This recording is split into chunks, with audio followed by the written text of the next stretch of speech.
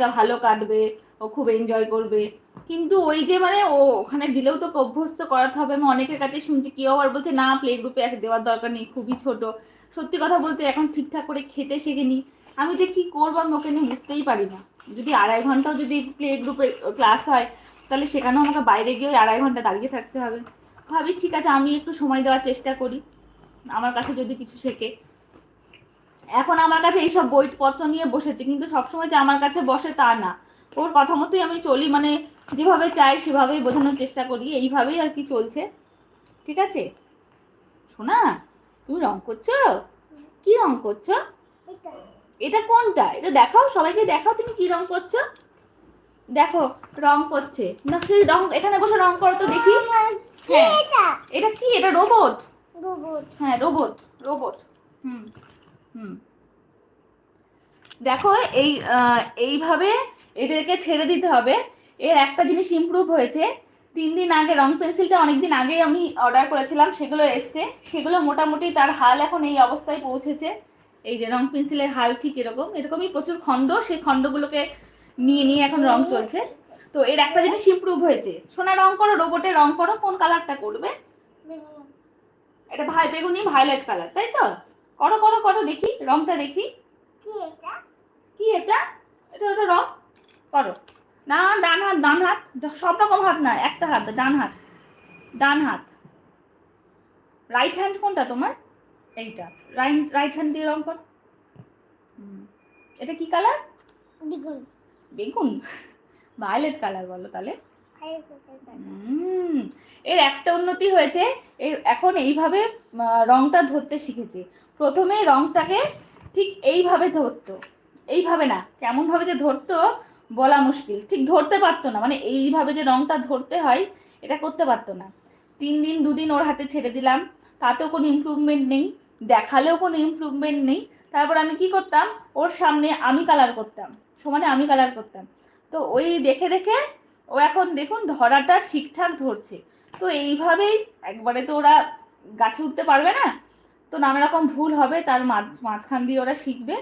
এইভাবে ছোটোখাটো সময় বাচ্চাদেরকে আপনারা সবাই দিন, তাহলে কি হবে, বাচ্চাদেরও সময়টা সুন্দরভাবে কাটবে। তার সাথে মা বাচ্চার বন্ডিংটা খুব জরুরি, যেটা তৈরি হওয়াটা খুব দরকার। বন্ডিং তো থাকেই, কিন্তু মা যেন বাচ্চার কমফোর্ট জোন হয়ে ওঠে, এইটাই হচ্ছে আমার কাম্য, যে সব মাই যেন তার বাচ্চার কমফোর্ট জোন হতে পারে। মাকে যেন ভয় না পায়, এসে সমস্ত কথাগুলো বলতে পারে, মাকে শেয়ার করতে পারে।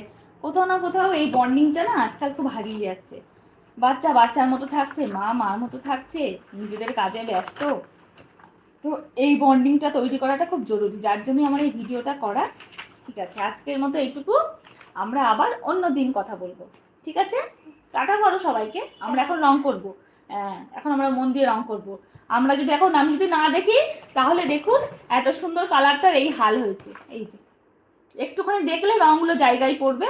এই যে আমি কথা বলে যাচ্ছি, রংটাই ধরছে ঠিকই ওর মতো।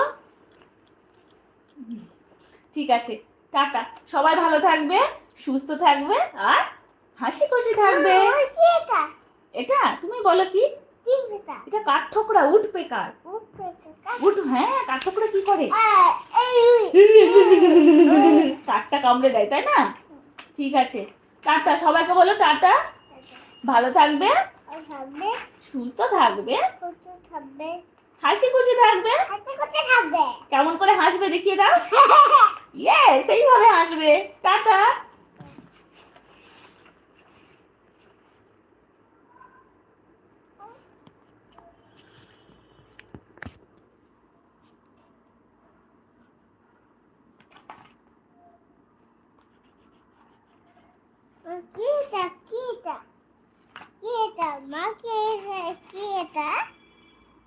কোনটা?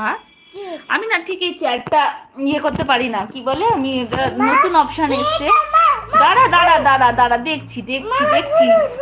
কি কি মা, কি কি এটা যে কি? এটা কি করে পোস্ট করে আমি সেটাও জানি না, বুঝতেই পারছি না কি হচ্ছে। এটা আমি বন্ধই করতে পারছি না, এটা কি করে বন্ধ করব সেটাও বুঝতে পারছি না। দাঁড়াও,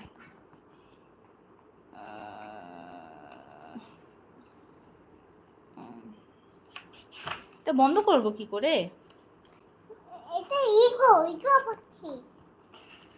লোক